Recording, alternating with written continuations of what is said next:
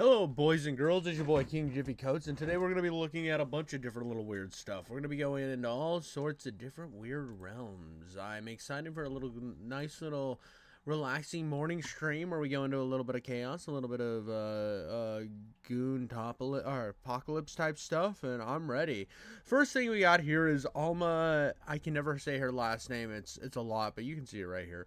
And this is I Am Not Falling for Pedro Pascal. Now I saw this and I kind of feel the same way. Now, first thing I ever saw Pedro Pascal in was a spin-off movie for, oh god, it was the show Burn Notice. It was Burn Notice. It had a spin-off movie with Bruce Campbell. I really like Bruce Campbell. I watched it, and Pedro Pascal was like the goofy side character. And it seemed like after that, he just started popping up in everything. This dude has been all over the place. Game of Thrones, The Last of Us, Mandalorian. Now he's in the Fantastic Four, which I think he's a terrible casting for Reed Richards. I didn't like that. That is one of the only parts of the new ones that's coming out. Plus the footage for like the what's with actors like getting all like touchy and weird with each other now? They need like comfort strokes. What are you guys, a bunch of cats? Anyways, I figured we get into this. I think actors being cringe is one of the greatest things of all time. So I want to just roll the dice and have a little fun.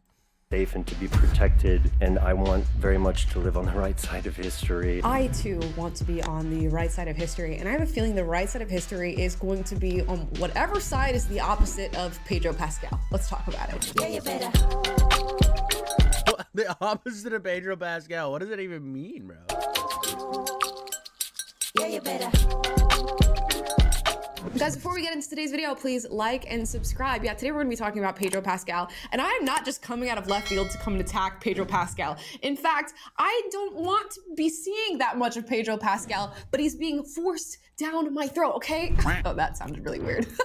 Oh yeah, we throws Pedro Pascal is just presenting himself down my throat. I promise it's not any gay stuff, guys. Just a normal amount of gay stuff. We're having too much gay stuff with Pedro Pascal. We need more based Pascal, I guess. Oh no, Pedro Pascal is everywhere, okay? I'm being forced to see Pedro Pascal everywhere. He's the 50-year-old heartthrob of Hollywood for both men and women. He's playing to both sides. He's queer-baiting, some on the left say, which may make Pedro Pascal a master baiter. Dear God, delete your freaking channel, my girl. You had a chance, you had an opportunity, and you killed it. But no, Pedro Pascal is like the darling of the political left right now. He's the darling of Hollywood right now, and he is totally fine being there. And Pedro Pascal is... By the way, I have no idea about his politics. I simply clicked on this video. Now, I know she's a right-wing creator, but I have had so much Pedro Pascal fatigue, and it's not that I don't think he's a good actor. I think the best thing I've seen him in, a lot of people might say The Mandalorian, but I liked the weight of overmassive talent, or whatever that Nicolas Cage movie where it's Nicolas Cage playing himself. That movie's awesome, and Pedro Pascal's in that. But like, here's the thing, dude. I always hate when there's like one guy that they just like shove down your throat till you can't, like, you're just done. You don't want to see that dude anymore. And also, there's like this weird thing with actors, like, especially right now, where they act all cringe and shit, and they act like they're all sensitive and, oh my god, everything's so hard, I have anxiety. But then you're all like cool to get on stage and like lick a rainbow dildo, right? Like, either you can't handle being anxiety and you don't like being in public, or you're cool with licking dildos on stage. You can't be both. Making many a political statement recently, and he's been making political statements since he's been in Hollywood. And I think today we're going to take some time to unpack them and respond. And by the way, it's fine to make political statements, absolutely fine. I think a lot of people like see somebody they disagree with on another side, and they're like, I'm not going to watch that dude's content because of the fact that I sit on a different side of politics. And it's like, come on, dude, Sean Penn's a great actor, even though he's absolutely a nut job. To the one and only 50-year-old heartthrob. Same with Mel Gibson. Mel Gibson, fantastic actor, great director, complete nut job. But I'm not going to say that I agree with either of those guys' politics, but I do like them in movies. Is like, I feel like right now we are in like a hyper politicized state where people like want you to either believe be like 100% on their side or not. And for me, I hate that stuff. If you're talented, I'll watch it. If you're not talented, I won't watch it. Pedro Pascal, I just feel is like he's talented but not he doesn't have the appeal. Like, he has a lot of appeal. I do like him and stuff. Like, don't get me wrong, I do like him and stuff. It's just, I don't, when I see something with Pedro Pascal in it, it's not like I'm like, oh shoot, it's Pedro Pascal, I need to watch this. It's more like, oh yeah, I like him, okay. Pedro Pascal. So we'll start off. My intro to Pedro Pascal was when he was on Game of Thrones. I think he played like Prince Oberyn or something like that. Awesome. He's a great actor. I've seen him in the By last. the way, he was incredible in Game of Thrones. That was like the first thing that, like, I'd seen him in that Burn Notice thing. That Burn Notice like spinoff movie is trash. It was really bad, but it was like fun at the same time. He was really good in Game of Thrones. He was a very likable character, and when he dies, it's like, holy cow, dude. Yeah, he wasn't a death you were expecting. Last of Us since. I've heard about his work on The Mandalorian. And you know what? His acting skills, good. We can leave it there. But my first intro to Pedro Pascal on a political level was with the whole Disney Gina Carano situation. As you all know, Gina Carano got fired from Disney's Mandalorian after posting a meme with some political reference to it. Meanwhile, her co-star Pedro Pascal was posting post after post about BLM, about defunding the police, about comparing Trump to Hitler. And what happened to his contract with Disney? Absolutely nothing. Did he speak up for Gina Carano even once? No, he absolutely. No, it doesn't surprise me. That doesn't surprise me. I mean, this is the thing. A lot of these like entertainment types and a lot of these artists, you know, they'll turn on you in a second. I mean, this type of stuff happened when I was in like theater art school. The same thing would like happen.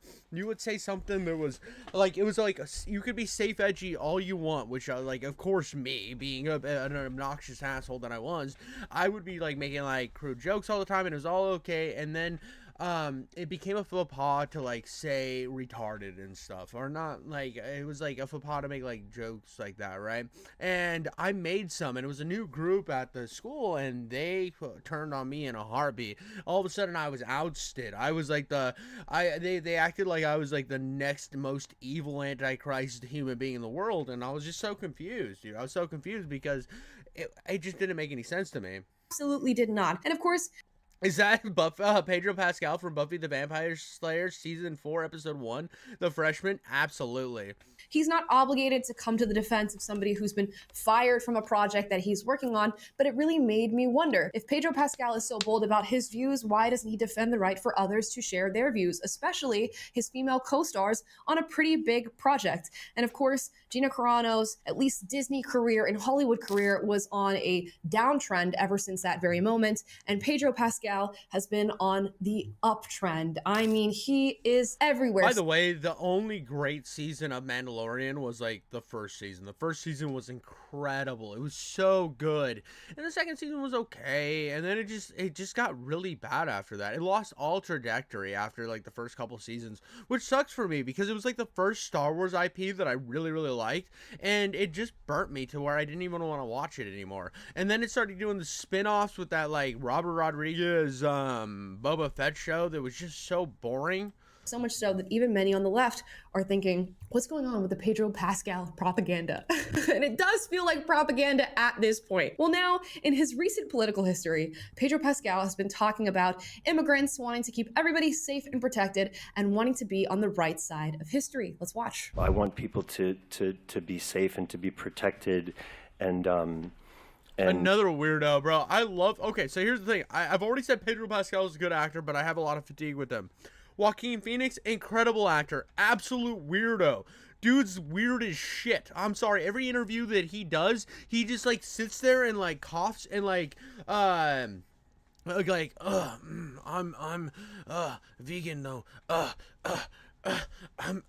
He's just weird, dude. He's just fucking goofy, bro. And that's like the thing with Joaquin Phoenix that I've never really liked, is he just looks like somebody that if I was at a party and Joaquin Phoenix walked up to me, I'd be like, "What's up, bro?" And he would just like stare at me like uncomfortably, like he's drunk and depressed for 45 minutes. and I want very much to live on the right side of history, and Oh, here we go. This is a good thing. We got Dawson right here. He says, "Oh, dude, the Star Wars stuff that'll get you in a lot of get you all hot under the collar is the comics that Disney erased from existence." And then Joaquin Goofy. Yeah, no, he is, dude. He is fucking goofy. But yeah, no, the Star Wars stuff got like I was always like I had a buddy who was a huge Star Wars fan, and I was like a decent sized Star Wars fan. I'd go to all the movies. I enjoyed them. But I remember when Disney got Star Wars and everybody glazed up. I can't even remember. It was like that. It was the one where everybody dies in it. Rogue One, and I thought Rogue One was one of the most boring movies I'd ever seen. Like the last act of the movie, awesome, amazing, but there's like a middle section there that nobody talks about, where you're just staring at like shots of spaceships, and it feels like I'm watching 2001: A Space Odyssey, but worse. I remember so many people had hype, Star Wars back, and I was like, I don't know. The blind guy like glazing up the Force he doesn't have is kind of cringe.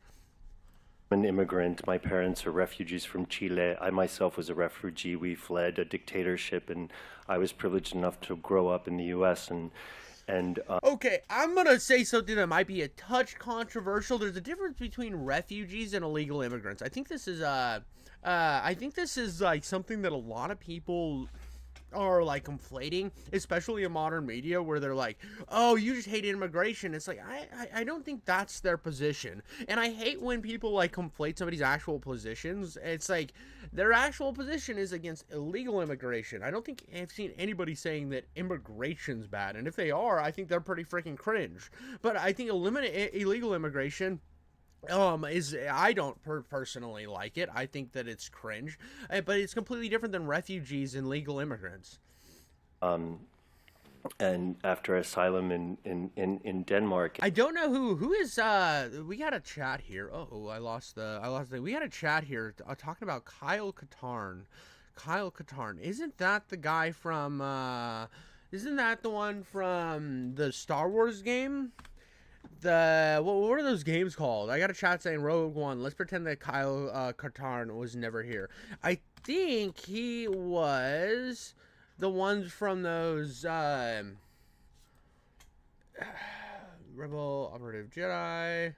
Yeah, he was the one from the games. He was the one from the Jedi Academy games, right? Or Jedi Knight, and then what was the other one? It was Jedi Knight, and then the other game. But I didn't know they just like, I haven't played those games. I tried to play the first one and it wasn't really for me. Now I need to give it another chance. I just like, that game irritated the crap out of me. I had it on I have it on PlayStation, I think, and it just yeah, Dark Forces and then Jedi Knights. And both of those games like irritate the shit out of me. I need to give them a better shot, but I didn't realize that Rogue One completely erased his existence. I also don't like how modern Disney just does whatever the fuck they want with the canon. And if it weren't for that, I don't know what would have happened to us. And so I stand by those protections always. Now I have many a thought on this, and I'm going to sound crazy for some of what I'm going to say, but first let's start off on the immigration point. Okay, he is a refugee. He fled a dictatorship. There's some interesting factoids within his life story because Pedro Pascal is from a very elite family. So I'm not totally buying the whole boo-hoo, poor me, refugee, asylum seeker story, although it is very much true. I urge you guys to look into the background of Pedro Pascal's family and just how cushy his upbringing may have. I always hate when somebody says look into it. I wanna actually look into his parents real quick. Let's just take a little like side quest here because I'm gonna have to do some legwork. Fleeing Chile, okay.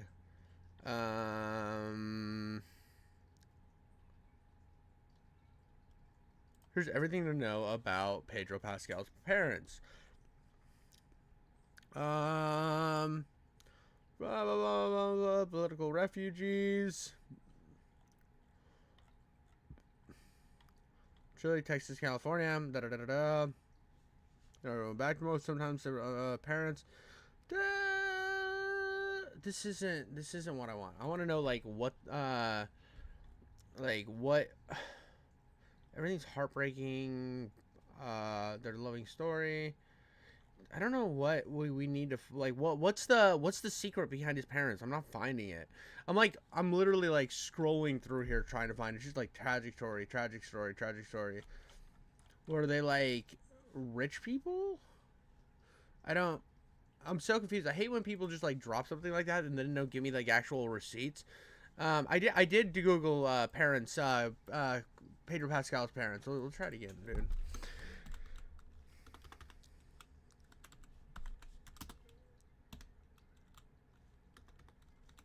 I forgot to put his first name. Let's see here. Well, we're gonna find out. Us Weekly. Da,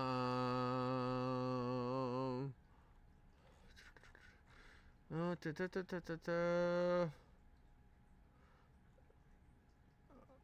Psychological before her death in 2000s. Well, oh Jesus Christ, dude, that's depressing. As a fertility doc, so I mean, his dad was a doctor, so he probably grew up pretty cushy, bro. Like, so he's the child. His parents might have like fled because they're refugees, but it seems like they landed okay. It seems like they had a pretty cushy, pretty cushy, pretty cushy life. So everybody except for Pascal is working as a doctor, dude. He his family was definitely the move to America, become doctors type of family. So, but it is crazy. I didn't want to read what happened to his mom. You can look that up. That's depressing as shit. Holy shit. Asylum seeking experience. Let's just leave it at that. Now, as far as Pedro Pascal's body language, this is where I might come and sound a little bit crazy here. Pedro Pascal does this little like, ooh, he's so baby girl. Ooh, he's so socially anxious. Ooh, he's so darling sort of body language thing, and he carries it with him everywhere. I hate this, dude. I hate this modern thing with a bunch of these like Gooner actors. This is why I wanted to watch this, dude. This is something that annoyed the shit out of me with the fucking, like, oh my god, I need somebody to touch me. I need that emotional support. What are you, a fucking dog, dude? Like, get the fuck out of here, bro. This is the same type of weird shit that was happening during the whole like production run of that Wicked movie. It just makes me feel weird, dude. Like, what's with everybody like this? You're gonna be okay, big guy. Oh no, oh my god, this is so. I need you to be there for. I hate it, dude. I don't know why. It just makes me uncomfortable. And this is where the fatigue, where it's already been setting in, and you see this type of shit, it makes you uncomfortable, and you're like, dude, these guys are weird. He goes, ladies and gentlemen, I'm not buying it. I think Pedro Pascal has risen quite a bit as far as his heartthrob status to like playing into this like baby girl, meek, socially anxious sort of lean. And again, dude, if he's like comfortable enough to get on stage and like lick purple dildos, I think you're okay to talk in public. Like, get the fuck out of here. I hate when people pretend to be like socially anxious and then they do shit for clout, like jumping up on a stage to lick. I think it was like a purple lights or a rainbow lightsaber, but still, it looks like a rainbow dildo, and he's just licking it on stage, all cool. That didn't make him anxious. But oh no, he's in public and he has these social events, and oh, he's got to be touched. Fuck off. I don't think it's real. dude, 2007 Facebook, oh, you okay, hun vibes? Absolutely.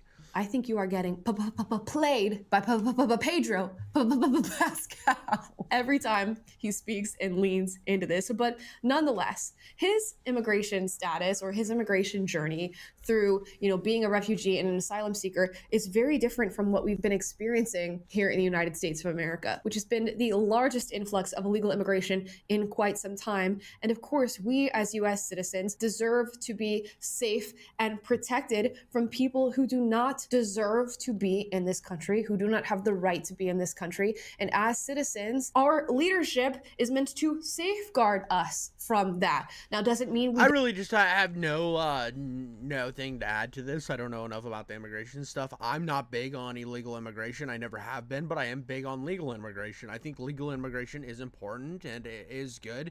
And I grew up in like a really like culturally diverse small town because it had like industry. So I look at this and I'm like, yeah, dude. I mean, people who immigrate legally, you're based and awesome, but if you do it illegally, I just don't think there's not a country on this earth that allows you to just like pounce right in and just be living your normal life. That's just not how shit works.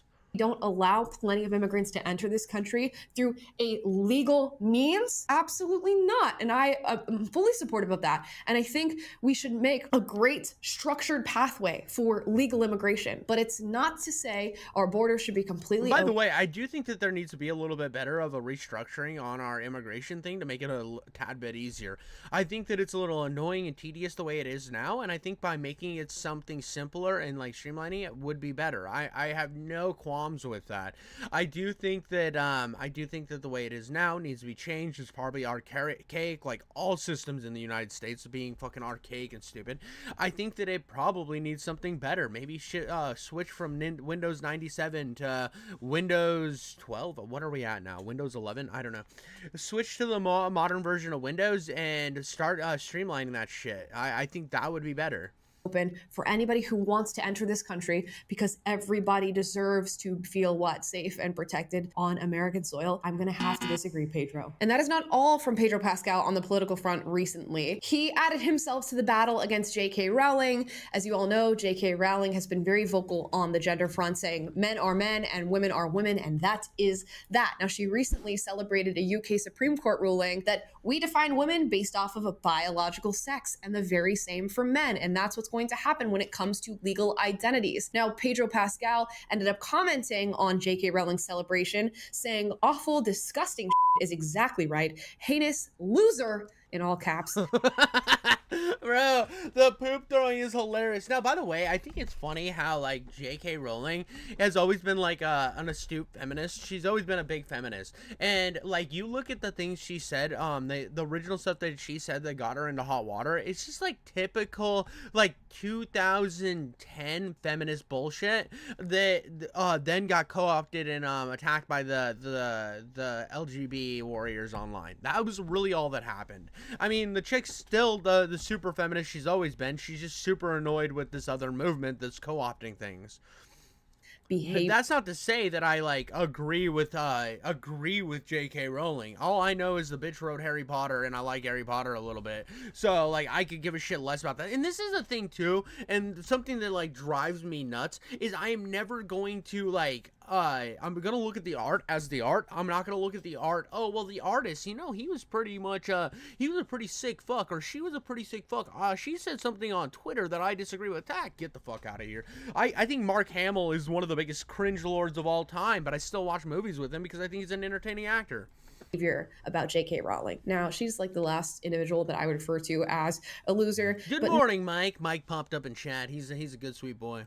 Nonetheless, that is Pedro Pascal's take. Now, he's also gone out and about on the town wearing a t-shirt that says "Protect the Dolls." And for those of you who are uninformed about this phrase, "Protect the Dolls" is very soon I'll be close. I've never heard of this. I have, like, we are about to have some new info dropping. What is Protect the Dolls, dude? What are we talking about, dude? What? Dude, are the Cabbage Patch Kids in trouble? Is there a big Cabbage Patch Kids drama, guys? Do we need to save the Cabbage Patch Kids? The Dolls is a saying that people throw out as a means of protecting trans people because they...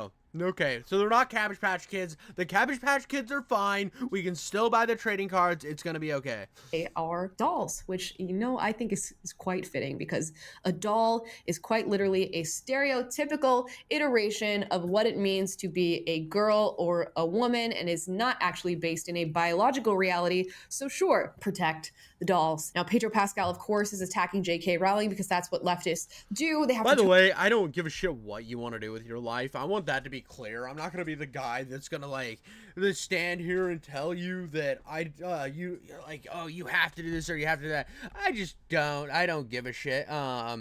It's like what like, oh, you want to like dress up like a girl and be called a girl? Sure, do your thing, pal.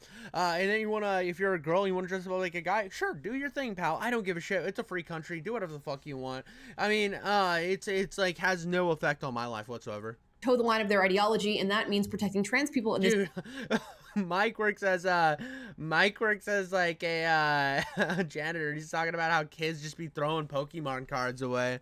This day and age, but also Pedro Pascal has a sister. Dude, Cabbage Patch for life, 10-4, dude. We got chat understands you. Cabbage Patch for life. We got to stand with the Cabbage Patch Kids. how we say brother, named Lux, who identifies as a trans woman, and thus the Protect the Dolls t-shirts and the calling of J.K. Rowling a heinous loser. And of course, he's made many a comment on transgender ideology and the transgender movement. He made a post on Instagram saying a world without trans people has never existed and never will. And he commented underneath that, I can't think of anything more vile and small and pathetic than terrorizing the smallest, most vulnerable community of people who want nothing from you except the right to exist. Yes, they want nothing Well, from here's the thing too. Okay, so I think you have every right to be whatever you want, but that doesn't mean that you're like completely like you're not shielded from criticism. You're not shielded from being made fun of. I'm sorry, dude. This modern society where everybody is a protected class, you're pussies, you're bitches, like. Dude, we make fun of each other on the internet. You know how often I'm gonna get called fat, greasy, annoying, like a loser all the time, and who cares? That's part of the fun of the internet. I enjoy like getting like wet and wild down in the comments. I enjoy seeing people like lose their fucking mind. But these guys want everybody to just cater to them, and that's not how the world works. It's like, yeah, you can make fun of you. I'm sorry, dude. If you're being a goofy weirdo, we're gonna call you fucking goofy weirdos. From you except the right to exist, the right to define terms based off of the whims of their own imagination. Let's go, dude. Mike snatched the pack that they were like tossing out, and he's gonna use it for content. Dude, anything you find in life that is worth content, make content, and then recycle and make more content. And the right to encroach on female spaces, female privacy, female safety, and to infringe upon the rights of both women and men, but nothing more than the right to exist, right, Pedro? And so I find it utterly ironic that Pedro Pascal is being touted around as the poster child of modern day masculinity when Pedro Pascal seemingly has no idea what it means to be a man or a woman. In fact, these things are apparently interchangeable, for man can be woman and woman. All right, one thing about the model of masculinity that America needs, I'm gonna get way away from the trans stuff. I'm gonna go in a different ballpark here. If you're here just like buttering yourself up on stage, I think that the movie's pretty good. I'm kind of scared right now. Fuck you, dude. You're a pussy. You're weird, bro. You're a fucking weirdo, dude. Get off of ecstasy and off the stage, bro. Why did you drop like 8 tabs of ecstasy just to touch your shirt on stage, dude? It's freaking weird. I don't like it. Oh, well, all men need to be more sensitive, like Pedro Pascal. Get the fuck out of here, dude. These are weirdo pussies. These are weirdo fucking weird pussy motherfuckers. Like, what are we talking about here? I hate when they're trying to like restructure society to fit like the weirdest fucking demographic. Like, come on, dude. This guy, like, this guy has a clip where he's like, I'm a 50-year-old bougie bitch, and it's like, yeah, dude, you're telling me he is super masculine, bro. Bro's like going out there, he's hunting, he's fishing, he's getting into like some drunk skirmishes. Okay, the drunk skirmishes thing isn't, I don't think it's that manly. I think that's just fucking being retarded. But like, come on, dude. The dude's like, you think this guy's going out and deer hunting? Get the fuck out of here, bro. He ain't manly. Get out. Can be man, just ask Pedro Pascal's brother, sister. And I know a lot of this video to people who maybe love Pedro Pascal or do not know of Pedro Pascal is going to sound like I am attacking him. I'll say it's a critique. And I really can't blame Pedro Pascal all that much because this has been incentivized by Hollywood. It's been incentivized by modern audiences. And I think he's playing into a caricature that he knows is going to have him labeled as the heartthrob of the modern world. And what the world wants right now in a heartthrob, I guess, is a man who is non-toxically masculine, but is toxically empathetic. He loves women so much that he wants everybody to be one. He loves the US so much and the privilege and rights of US citizens that he wants to just open the border and allow everybody to be here. And he wants so much for everything and everyone to exist that now nothing exists at all, and we have no framework or definition for anything that is supposedly existing in today's. Create a voiceover. Like, he's just kind of weird, bro. He, like, that's my thing, dude. And it's like this, it's what And I hate that Hollywood just like comes out like, especially in modern times, and it's like, this is what we want society to be. This is what we want society to be. We want everybody to be these desensitized little weirdos that are too anxious to have a fucking conversation. They need their emotional support blowjobs and their emotional support dildos to just like hang out and be able to talk in public. Get the fuck out of here. Stop being a little bitch, dude. This is shit that you get through. Especially if you're like a famous celebrity, you get through this shit. I'm sorry. This is just pandering to a bunch of fucking shut-ins on the internet to where they're like, oh, Pedro Pascal is just like me. No, he's not. Age, and that is Pedro, and he's being rewarded for this mindset. I'll read you a little snippet from an MSNBC article that is labeling Pedro Pascal as the paragon of modern men. Okay, let's see it. It says, sure, Pedro Pascal has that megawatt smile, but his expression of masculinity, rooted as it is in an ethic of care, is in large part what has garnered him zaddy status. He is proof positive that there are fewer Bro, things. the word zaddy should be burned from existence, dude. Oh my god, zaddy. Zaddy's so hot. Look at that zaddy. God damn it, dude. I wish we were actually talking about Cabbage Patch Kids now. At least they would have like some fun factor. This is just cringe. Things hotter or more manly than caring for others. Right, guys? And yes, it is cool to care for others, but sometimes we must agree that different people care about different things. You know what? I'm going to close out today's video with some sage words of advice from Pedro Pascal himself, and let's see if we can interpret this to apply to other people than Pedro Pascal. Pedro says, keep telling the stories, keep expressing yourself, and keep fighting to be who you are. The people who try to make you scared, you know, and fight back. This is the perfect way to do so in telling stories, and don't let them win. Now, Pedro Pascal, does that bit of advice apply to anybody other than you and your leftist ideologues? I think so. Do you think so? I will leave you. I think that's actually just not a bad statement. I mean, there's going to be two people who are going to... I'm not going to call you Zaddy, Mike. No Zaddy. No Zaddy, bad Zaddy. Anyways, I think that's just not bad advice. There's gonna be a lot of people who are gonna tell you that you can't do what you're gonna do and like don't follow your dreams. I think if you get to the baseline of everything and get the activist bullshit out of the in between the lines shit of that statement, I think there's also a statement you can find which isn't bad. I just think the dude's cringe, dude. I think the dude's fucking wacky and wild, and I'm just not a fan anymore. I mean, okay, so I'm a fan of his acting. I just don't like him as a person. He's like, for me, he's he is like a Joaquin Phoenix, where he's just too goofy. He's too fucking goofy for me, and that was the line. Anyways, that's all I got for Pedro Pascal. It was an interesting one. The dude's wacky and weird, and I just can't handle him. But subscribe. All right, boys and girls, we got 9 girls, no doors, no escape. Saki, I can't say that. This is by Rumad. Rumad made this. I have no idea what this is, but this seems interesting, and I'm excited. Poetic. I mean that literally. An anime that people vividly remember, despite the fact that it was never real, or at least, no one's been able to prove it. The name? Well, it's either Saki Sanaboshi or Go for a Punch, which, let's be honest, sounds less like a horror anime and more like a forgotten SNES boxing game. Holy cow, dude, this one's already bringing in the heat, bro. I got chills up my arms. My nipples are hard. Like, dude, let's see. Oh, you can't really see, but my nipples are like poking my shirt, dude. I'm gonna have holes in my shirt right now, dude. Oh god, this one's already got me. But the story?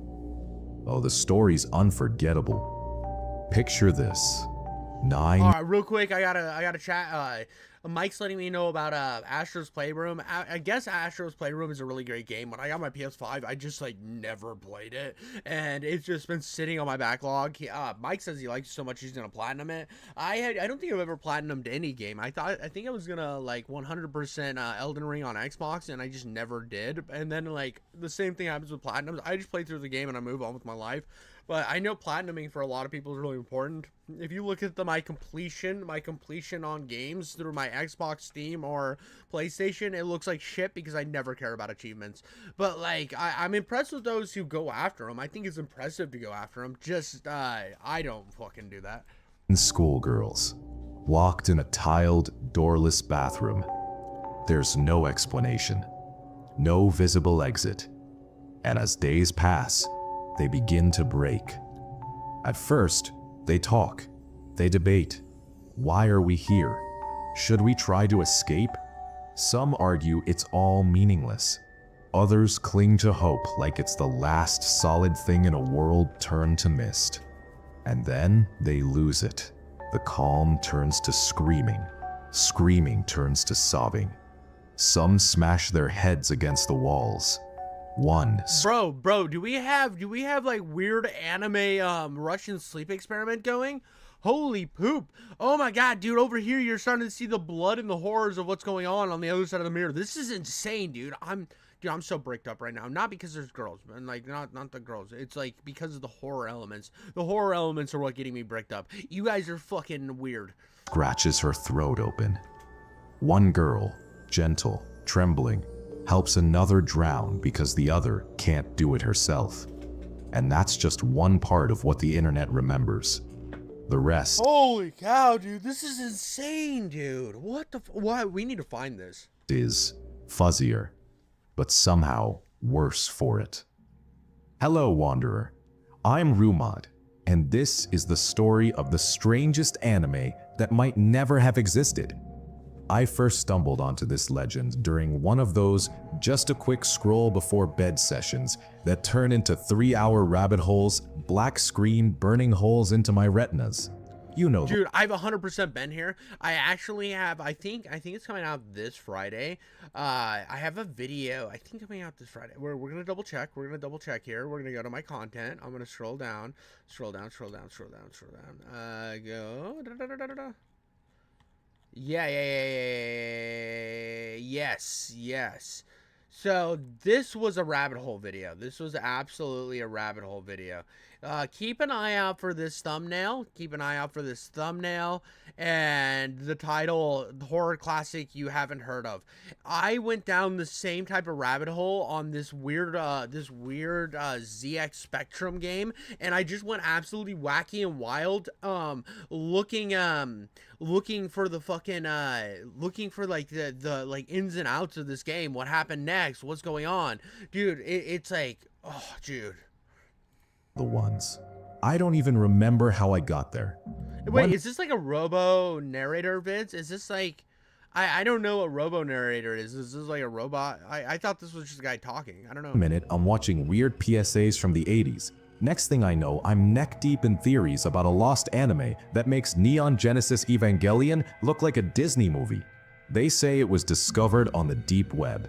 Classic. Japanese audio, English subtitles, creepy grain, 4:3 aspect ratio. Allegedly made in the 80s, but no credits, no studio, no source. Only a file name. Something like Go for a Punch final.av. The description popped up for the first time in 2015. On Ooh, dude. Ooh, the rabbit hole is expanding. It's expanding just like a butthole does after the first time you penetrate. Ooh. 4chan's X board, of course. An anonymous user shared a disturbingly detailed recollection of this found footage anime. And unlike Oh, dude, right here. Some weird anime about naked girls stuck in a large bathroom without doors, having a philosophical debate about never getting out of the room.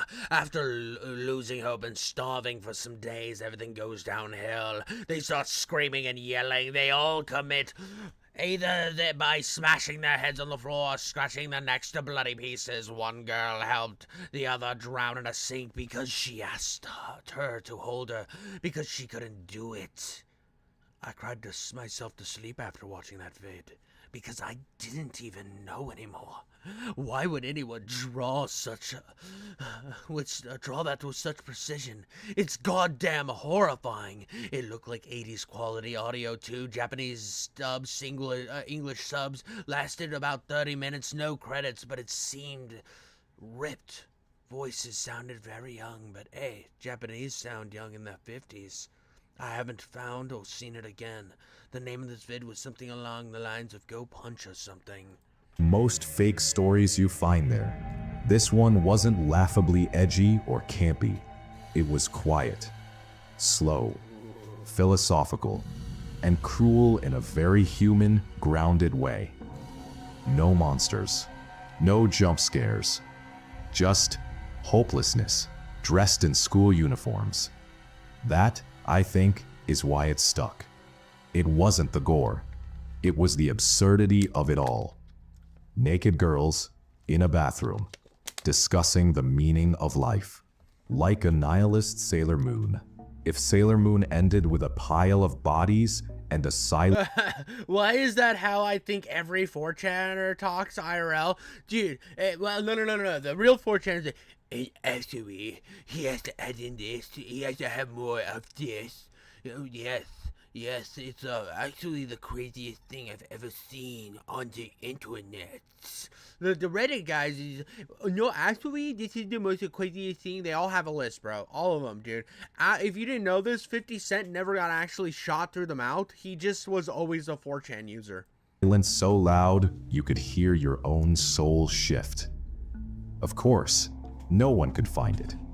No screenshots, no rips, no DVD hidden in some bootleg bin in Akihabara. But the story kept spreading anyway. People started calling. Just like gonorrhea spreads into college, am I right, boys? Yeah, we all had a little bit of the gone, and then we got a little bit of the clap. It happens, bro. It happens. It's when you sit on too many toilet seats in Guatemala. It Saki Sanobashi. No one knows why. The name just appeared and stuck. Maybe it sounded poetic. No, you got it backwards, dude. The 4chaners are the crusty postal guys, right? They're the crusty postal, ew, my name is Hatred. You know what I mean? They're like I'm super serious, guys. And then the Reddit guys are like, oh my gosh, dude, can you believe that so-and-so said this? I mean, that's the discrepancy between the two. Reddit high pitch, 4chan low pitch, both losers. Maybe it just sounded Japanese enough to be believable.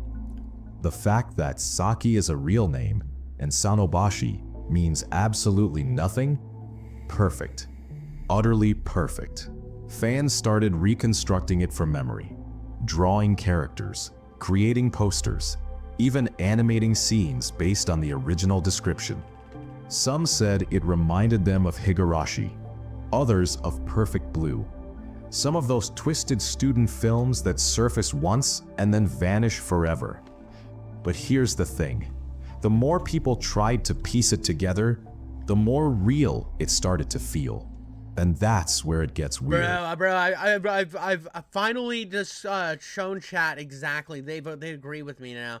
They understand. They're like, you got it 100%. Once you give examples, I was like, oh shit, he's right, 100%, dude. The Redditors are the little whiny pussies, and the 4chaners are the little whiny incels. But the incels think they're cool, so they drop it an octave, and they even though they're like, I've read Berserk. Have you ever read Berserk? But they're like, I've read Berserk. I'm Batman.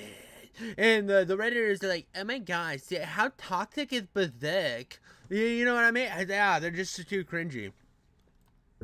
Because the story of Saki Sanobashi isn't really about the anime itself. It's about how the internet wanted it to exist. It wasn't long before the story broke out of 4chan and started mutating. Reddit threads popped up like mushrooms after rain. YouTubers released long-form essays with thumbnails that screamed "Lost Deep Web Anime, Disturbing" in all caps, complete with red arrows and that one emoji that looks like it just saw God. Discord servers were created solely to hunt down clues, and someone even tried contacting deep web It's official, guys. This is getting really serious, guys. We need to find it. Get the internet spoofs to get it, boys. So we gotta saddle up and ride these dildos until we find all the information we need on these girls trapped in the bathrooms. archivists. Yes, those exist. Now, if you've been on the internet long enough, you know what happens next. People started making things. Not just theories, art. Suddenly, the 9 girls had names, personalities, hairstyles. Some were shy. Why do they look like fucking Meat Canyon versions of anime girls, dude? They all look like Meat Canyon's XQC, dude. They're just waiting to go goblin mode. Some aggressive. One wore an eye patch for absolutely no reason. Oh, dude, it's so gay. They called the one with the eye patch Yandere. Posters emerged, done in retro 80s anime style, complete with fake VHS wear and tear. There were full-blown animations, music videos, even full fan-made scripts with timed subtitles and grim little musical cues. It was as if Saki Sanobashi had been exhaled into reality by sheer collective will. And then came the crowning jewel, a visual novel, released on Steam in 2023, of all places. Go for a punch, Saki Sanobashi. It follows 4 students locked in a restroom, spiraling into psychological horror. There are multiple endings, background music that loops like a nervous heartbeat, and dialogue that dances on the edge between cringe and haunting. It's half parody, half tribute, and somehow weirdly touching. I remember playing it late one night with headphones on, and during one ending, where a character He only jerked off 57 times. He seems like that kind of guy, I'm not gonna lie. He was just like, oh yeah, dude, gotta love some fan service. And I'm here for the horror. quietly breaks down and apologizes to no one, I actually felt something catch in my chest. Like, wait, I thought What he means is he came on his chest, boys and girls. He came right on his chest. He's like, blam, and it would just like splattered. He's like, oh, I feel that right in my chest. I think it hit me in the soul of my body. this was a meme, but that's the power of it. This thing never existed, and yet it's emotionally real. And I think that's what's so wild about it. Of course, it didn't take long before someone came forward to crush the fantasy. In 2019, a Reddit user stepped up and said, yeah, I made it up. They claimed to be the original poster. Ah, dude, it was a creepypasta. Dude made a creepypasta type thing. He fucking got the internet to spray out. He shouldn't have. I hate when people are like, yeah, dude, I made it up. It's not real. It's fake. It's a fizzly doodle, dude. It was never real to begin with. I hate when they do that. Just let it keep growing, dude. Let it be what it is, dude. Let it keep like having fun with cool internet stuff. I hate when people like pull the veil. From 4chan said it was a troll. They were bored, made up a creepy story on the spot to mess with people. Didn't even think it would catch on. You'd think that'd be the end of it, right? Not even close. Some fans outright refused to believe the confession. Others started speculating that the confession was the real fake, and the story? Still out there, still lost, still waiting to be found. Some even claimed they had seen something like Saki Sanobashi years ago, on late-night Japanese TV, or in a burned DVD they found in a thrift store basement, or on a forum that vanished a decade ago. It all started to sound like a mass hallucination. A Mandela effect fueled by forum posts and bad memory. But then again, that's how most urban legends work, isn't it? People theorize that maybe it was real, but distorted. Maybe the original user just saw something similar and exaggerated it. Maybe it was a short film or an experimental college project that never made it to broadcast.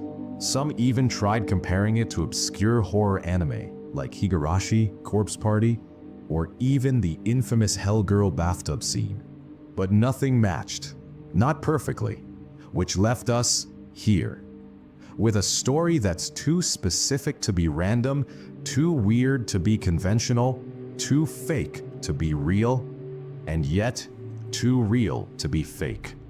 And you know what? Oh, dude, the amount of the thrift store basement, right? Yeah, dude, this is definitely amazing. This is amazing. I love when the internet does shit like this. It's one of my favorite things. This is why I like creepypastas and stuff so much. It's like the power of the internet and watching like other people go banana monkeys mode off of something they read online. That's exactly why it refuses to die.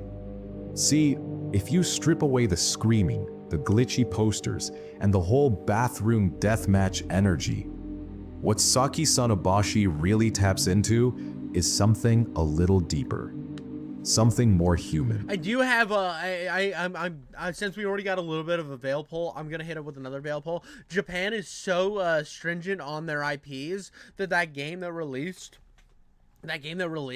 would have been like taken down immediately for copyright infringement, so I don't think that it's real. It's not just about horror. It's about being trapped. No way out. No idea why Yeah, you're... I know. I'm super disappointed right now. And I as soon as I saw the Steam game, I was like, okay, maybe the show was never real, because Japan would have swung their little wieners at it as hard as they possibly could. And well, I mean, theirs compared to mine are like massive, but they pulled their massive in comparison to Jeff Wieners out and would have slapped that shit off of the internet right away. Japan is so crazy with that type of shit. So I don't think that it ever existed, but it's still, I like the allure of stuff like this. Even if it didn't exist, now it does, and there's like a pathway for somebody making a reality. So that's what I'm saying. Any of you like potential like Mongites or Mongoloids, what is it, mangakas, you potential mangakas out there, bro, let's get some shit firing, dude. This needs to be a reality, bro. This could be the first great, like, amazing American manga. This could be your fucking thing. Just add a lot of like drama, a lot of intensity, build the characters up, because right now we have an incredible concept, but let's build more than that. There. No God to explain it to you. Just silence and people who are slowly unraveling alongside you. Sound familiar? Yeah, that's why it hits. Because even if it's all made up, it echoes something real. Not literally, of course. I mean, I've never been locked in a weird liminal tiled death bathroom with 8 other people debating Nietzsche. But I have felt stuck, confused, watching things fall apart while pretending I was fine. And I think maybe that's what this story is. It's not a show, it's a feeling. That sense of quiet dread you can't quite explain. Well, Like- and there is like Stephen King novels that are kind of like this, and there's like an anime that's kind of like this, where like their school is in another dimension. I watched the first season, it was kind of boring, but it's still that same idea. And then like the Langoliers is a lot like this. Remembering a dream that never I happened. need a Roblox inspired game of this right now, bro. Roblox is so trash. But still haunts you all day. And that, Wanderer, is exactly why Saki Sonobashi endures. It's too absurd to be dismissed, too incomplete to be boring, too poetic to be ignored.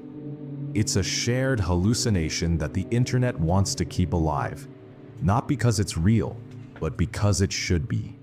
Because it scratches an itch we can't quite reach. A story that's just blurry enough for each of us to fill in our own fears, our own sadness, our own unanswered questions. And in doing that, it becomes personal, which is kind of beautiful, isn't it? A completely fake horror anime that brought people together. Artists, writers, animators, lost media nerds, night owls like me and you. Not through fear, but through curiosity, through creation, through that quiet hope that maybe, just maybe, we'll find something out there that feels like truth, even if it isn't, even if it never was. Brilliant, brilliant. This guy just glazed up my wiener so hard. You know what? This is so good. It gets the Covenant Jiffy Coats like. He gets the like and the subscribe from your boy King Jiffy Coats. This guy's gonna be a legend, bro. He's gonna be a legend on the internet. This guy's gonna like clap so many butt cheeks. He's gonna like crawl up into so many vaginas. The dude's a genius in content creation. So yeah, that's Saki Sanabashi, or Go for a Punch if you like it weird. Whatever you call it, it's an anime that never really existed, but somehow it still kind of feels like it did. It stuck around through stories, fan art, I also love his little voice thing over his face. This is incredible. This guy makes like some dope ass videos. I'm gonna have to like put more of this stuff on my channel because this guy's incredible, dude. So fucking sick, dude. I've maintained a boner this entire time. My pants are starting to get a little wet from pre-cum. I'm having so much fun. This video is like a 10 out of 10. series, and now this video, I guess. Also, this is actually the first video I've ever made for this channel. No shit. Not gonna lie, No shit. No shit. This is the first video. Hold on. New tab. Oh my god. Gee, he's got 2 videos. Holy shit, dude. Oh my god. This dude's gonna become big in no time. The guy's a genius. He utilized everything perfect about a video and then made it hit. The dude did exactly what every YouTuber hopes to do. Holy shit, this guy's a genius. I fucking love this guy. was kind of freaking out about it. Putting something out there, especially something this strange and personal, it's way harder than I expected. I kept second guessing myself, rewriting everything, and then throwing it all out at 3 a.m. because it didn't feel right. But I finally hit record, and now you're here, listening, which is wild. So yeah, thanks. Thanks for sticking around, even if you're just lurking quietly, not saying anything. Dude, look at this fucking guy. Dude, this guy's so cool. This is so good. I love when a creator just comes out of the woodworks and just knocks it out of the park. I mean, we all have that dream. We all have that ambition to have one of our videos just pop off and just hit the right key on the timeline that really pushes our shit into the algorithm. We all want that. And the fact that he came out here and did it, look, let's fucking go, dude. You're awesome. You're still here. That matters. I'm still figuring out what this channel's gonna be exactly. But what I want it to be is a place for people who are curious, or a little lost, or just really into weird stories that may or may not be real. There's a lot I want to dive into. Cursed art, obscure history, creepy internet stuff that makes you go, wait, what? All of that. But hey, one story at a time, and if you're into that kind of thing, if you're someone who's drawn to the strange and the unexpected... Dude's a goat. I think we can, like, he's just kind of, like, rounding it down, and I think he's getting a little long-winded in this ending right now. But dude's incredible. This channel, Rumod, is so good, dude. This is, like, it's one of the best, like, random channels I found in my little, like hunt for great anime videos. This is incredible. This is a 10 out of 10. I can't wait to see the dude do more and build his channel even to crazier heights. I mean, this was just incredible, dude. I don't have much more to add than I want some people to actually make like a cool little, like, online anime. I think there's enough online artists out there that could definitely make this a reality. Well, it would be tough because of YouTube's guidelines, and this is why I hate YouTube's guidelines being so stupid, because, like, creating real art can be difficult. But I think it would be cool to actually, like, have this be a reality. Maybe not make them naked. That would definitely... I mean, it's cringe to have, like, high school girls naked in a show to begin with. Let's just keep them in school uniforms. I think that's the better choice. But yeah, no, that was 10 out of 10. That's all I got for this one, guys. That was incredible and amazing. Like and subscribe, and I'll catch you on the next one. Now...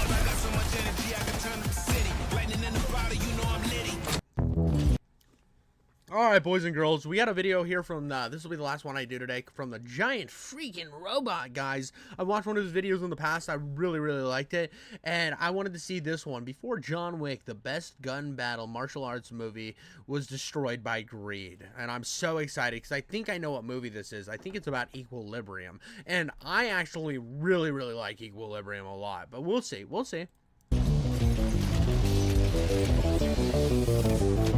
Also, I'm a big fan of Gun Fu. I love Gun Fu movies. I think there's not enough Gun Fu movies. I recently had to write a script for a list of movies that I felt owed a little or a big debt to The Matrix. One of the movies... Fair about, like, Equilibrium and V for Vendetta owe a lot to The Matrix. But, I mean, in fairness to V for Vendetta, it's made by the same people who made The Matrix. That I focused on for the shortest amount of time in that video was written and directed by Kurt Wimmer, writer and director of 2020's Children of the Corn, one of the all-time worst Stephen King movies I have ever seen. Subsidies. So now that I've admitted to give... Dude, it's so crazy that I always think it's funny when I watch like a movie that I think is just badass and awesome, and I'm like, I'm gonna check out more of this director's work, and it's just like, oh, let me show you how many barnacles I have on my butthole, and it's like, I didn't want to see that, but no, it's actually peak film. No, this is the worst thing I've ever seen. Giving Kurt's sci-fi movie the short shrift in that video, and I've properly reminded people that he made, no joke, a worse Stephen King movie than both of the Mangler sequels. Is everything okay? I want to give Wimmer's best directing effort What the hell is the Mangler? I've never even heard of the Mangler. Fair shake when looking back at it, because both the movie and its release are definitely worth another look. I'm Drew Deitch for Giant Freaking Robot, and this is why Equilibrium failed. Oh, dude, but it's so good. I know that the movie's super cheesy and super dumb. It's, if you were gonna look at like compare this to V for Vendetta, obviously it's not as good. You look at it compared to the first Matrix, obviously not as good. But there's something about it. I think it's the gun fu aspects that are so awesome. There's like so much awesome little things in this movie that keep me coming back, and I've watched it a bunch of times growing up. And I mean, I haven't watched it since I was probably in like high school, but at the time I thought it was the coolest shit ever made. I liked it more than the Matrix because of the cool gun fights. So the very first criticism of Equilibrium we have to address is the story and alternate future world it takes place in. Because a word I'm sure gets used against this movie is derivative. It's a word used Jesus Christ. Mike's over here. Ladies call me the Mangler. That is a wild thing for them to call you, Mike. I think I would try to change my dynamic and get a better nickname. A piece of art is taking some recognizable source of inspiration, and people don't feel it's doing anything, Burn it. well, inspired with it. Instead, they can't help but see it as a copy and paste job. Equilibrium is unquestionably taking inspiration from classic and therefore familiar sci-fi dystopian novels and imagery, creating a world where human beings... Yeah, dude, it was definitely a 1984 ripoff. It ripped off so many things. The parts of this movie that kept me coming back was the gun fu aspect. The gun fu aspects were some of the coolest shits I'd ever seen. Everything else about the movie is pretty boring. I'll pull that aside. It's this one for me was like, if you were gonna look at like some of the weird dystopian great movies, this one's one of those that was like, I'm not watching it because it's a good dystopian movie. I'm watching it because it's a good popcorn flick. Live in a fascist state where emotion and artistic expression are suppressed in the name of eliminating war. It reminds me more than a little of my favorite video I've done for this channel on Harrison Bergeron. You should watch that, so help him out, editor, and show him what the thumbnail and title is. The Society of Libria in Equilibrium, an openly fascist... By the way, guys, one day I will have an editor. It'll be super cool, and I will be, like, super rich and famous. And I'll be like, listen, editor, don't put a picture of my butthole up. And it'll just be a picture of my butthole, and my whole channel will be just, like, nuked into oblivion. State, no one ever accused Kurt Wimmer of subtlety, maintains peace by mandating everyone take an emotion-killing drug called Prosium. Like I said, Curt and subtlety. Ah, Prozac. Look at the whole society is a bunch of desperate housewives just like trying to make it through the mundanity of their suburb. They're like, oh, the suburbia is so annoying. Let me take a Prozac a day. It keeps my ambitions at bay. Ain't bedfellows. Even if this is just a topical riff and rebranding of Soma from Huxley's Brave New World. Equilibrium's handling of its inspirations reminds me of another sci-fi movie that gets the D word. 2013's Oblivion. Both these movies' visual styles are... Okay, if we're gonna talk about it, Oblivion was like mad boring compared to Equilibrium though.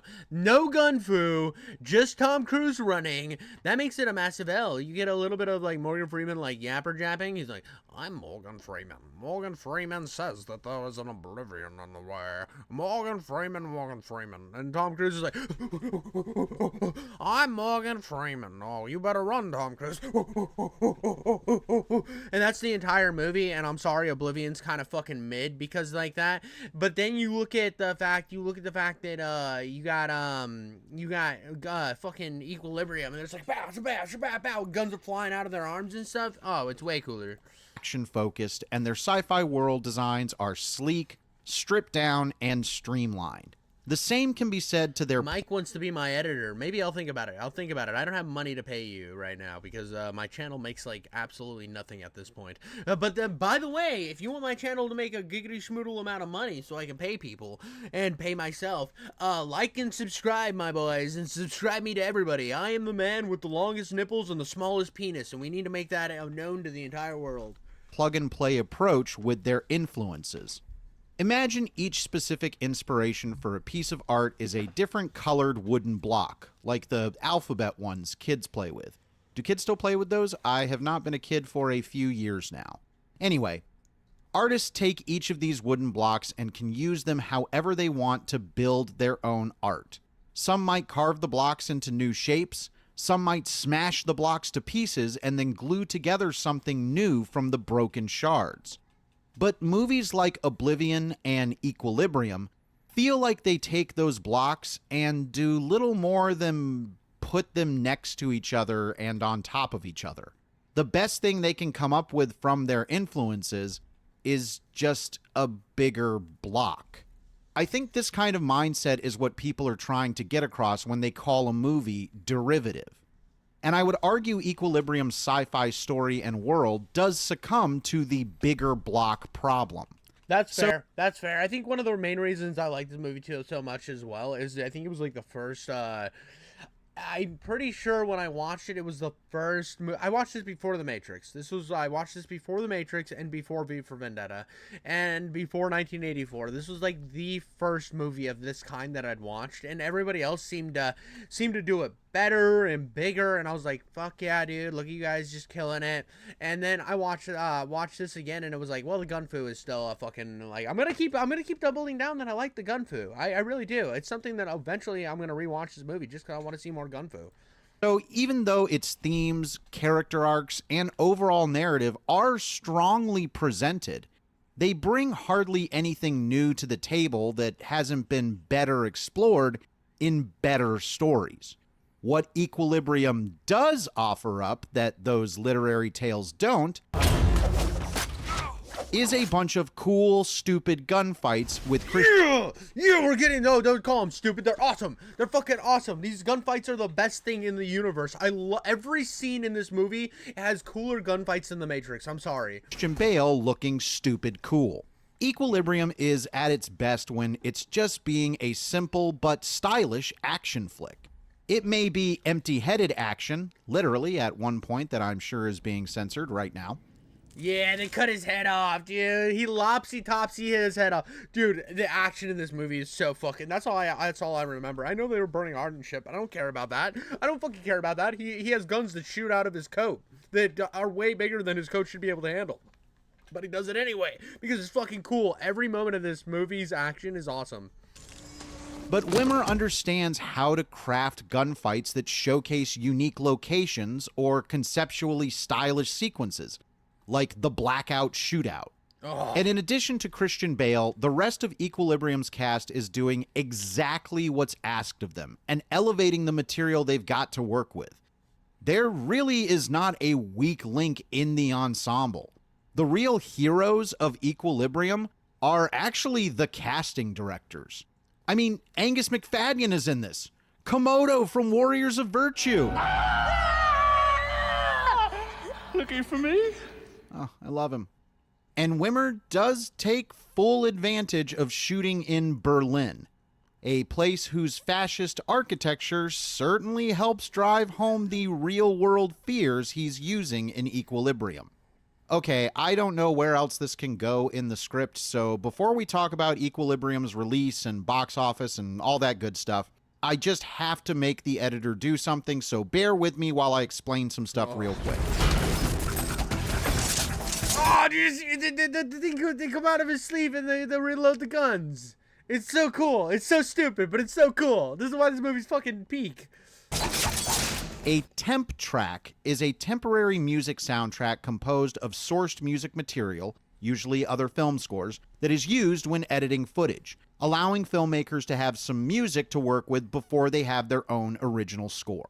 If you watch as many movies as I have for as long as I have, you can start to hear when an original score is trying to sound like some other familiar film music. And it's likely that they sourced that familiar film music for their temp track.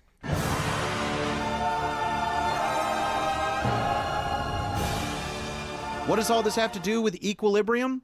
In case I never get the chance to illustrate this ever again, I theorize that Equilibrium used a very unique choice on its temp track. The Smashing Pumpkins song, The Beginning is the End is the Beginning, from the Batman and Robin soundtrack. Not the score, the soundtrack. Listen to this for a second and tell me if I'm going nuts, y'all.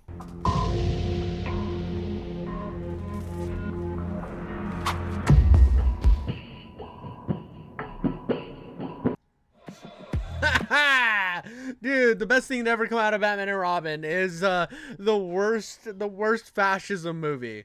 The worst fascism movie about fascism comes from the Batman and Robin soundtrack. So, what happened with Equilibrium to dub it a failure? Well, it didn't get a super warm reception from most critics at the time, and yeah, but you look at the popcorn meter, bro. That's what we're here about, dude. I said, dude, this is an amazing popcorn flick. It's a terrible movie, but amazing popcorn flick. Currently has a 40% critic score on Rotten Tomatoes. Roger Ebert did give it 3 stars out of 4, so if you've been keeping track with our videos, that's still a half star less than Spawn. Hey, another great popcorn flick. Let's be honest, dude. The original Spawn, not great, but it's a fun-ass movie to watch. Again, dude, I feel like this is where there was always a disconnect with me when I was going to college and stuff, and I would, like, write stuff about this. They're like, what about the nuances? What about the great story? I'm like, sometimes you just want to watch a movie because it's fucking fun, dude. I don't need every movie to be great. Sometimes I just want a really dumb, great action movie, and that's something we've lost in today's society, I feel like, is that dumb, fun action movie. The only ones doing it now is like Fast and Furious, but I'm sorry, after like Fast 7, dude, you just lost me. I'm done. Funny, he's our man. If you can't kill him, no one can. Yeah, he's funny. Is this hell? If you look at the basic data like Equilibrium, Spawn is peak. Fuck off. US theatrical release and box office take, it looks like an abject failure. Opening at the number 20 spot on just 301 screens in the country, well under 10% of available US theater screens at the time. Equilibrium scraped together $1.2 million at the US box office and another $4.1 million internationally, making its theatrical take barely a quarter of its reported $20 million budget. Sounds like nothing but bad news, right? Well, this is the DVD releases, baby. An instance where the real money had already been made before the movie. Oh, well, I thought it was DVD releases. A lot of times, sometimes movies will come out and the DVD releases will slap its big wiener on the table or its giant vagina lips will open and it'll just shoot out money. Ever hit a single screen. Thanks to pre-release sales in different markets around the globe, such as theatrical exhibition fees and home video contracts, Equilibrium had turned enough of a profit that the distributors, Miramax, decided to pull back on promotion and advertising, which in turn meant decreasing the number of screens the movie would play on everywhere. Thankfully, Equilibrium seems to have left this failure behind, as audiences have helped the film become pretty widely embraced. It's not maintained as strong an effectiveness for me as time has gone on. I'd be more careful in the future. And some of its bigger block problems are even more lunk-headed today, but I can still enjoy its simpler and even sillier pleasures. And hey, I'll even throw Kurt Wimmer a bone. I still say Equilibrium is his best directing effort, but he also wrote The Beekeeper last year, which surprised me with how equally brazen its socio-political commentary was, while also succeeding at being stupid and fun. Hell yeah, dude! And we need stupid fun. I need to watch The Beekeeper. That was the one that looked. I have a soft spot in my heart for Jason Statham. I'm just a normal guy. Oh, I gotta use this wrench to fix a screw in a bolt. We gotta screw this piece back in with a wrench, cause that makes sense. I'm a normal guy. I'm just a contractor. I'm a restaurateur. I'm a beekeeper. And then all of a sudden he's just murdering everybody. Equilibrium is stupid and fun, and that's okay, even if it's trying to appear a whole lot smarter than it is. It's definitely smarter than Children of the Corn. Subsidies. Time for me to take out my YouTube mandated shot of call to actionum by saying, like the video, leave a comment. And by the way, do that to me, dude. We need to see me as the biggest fucking guy on the internet, dude. I need 70,000 likes, 80,000 likes on this video, and then me and Giant freaking Robot will have like a really cool battle. It'll be like a Gundam battle, but against like a pissant. And subscribe. If you would actually like to help free me from some of YouTube's shackles, please do those things and the channel can get even better. Check out the podcast Chat Cemetery, where I guested on an entire episode about Kurt Wimmer's Stephen King's Children of the Corn. And most importantly, keep coming back for more here on Giant Freak. Incredible video, incredible video. I do want to say one last thing about Equilibrium before I sign off.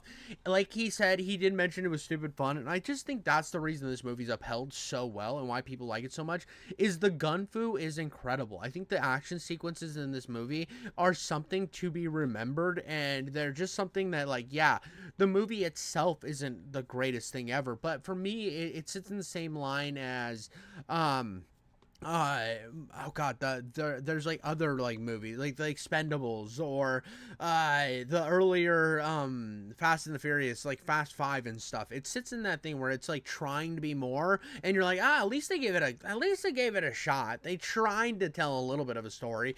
Is it derivative? Absolutely, but they tried. At least between those points of derivative storytelling, at least they have cool action. It's not just action for the sake of action. So I did like how it all kind of pieced itself together that way, and this movie feels very anime at times too. It's like it's very Japanese. If I had to, this would be like Power. If the Power Rangers were trying to make, or if the people who made the Power Rangers were trying to make 1984, and that to me kind of tickles my fancy in just a weird sort of way. That's all I got for you guys today. Thank you so much for watching, and I'll catch you on the next one. Alright, boys and girls, I gotta go to work, so I'm gonna dipski McLitsky and get out of here.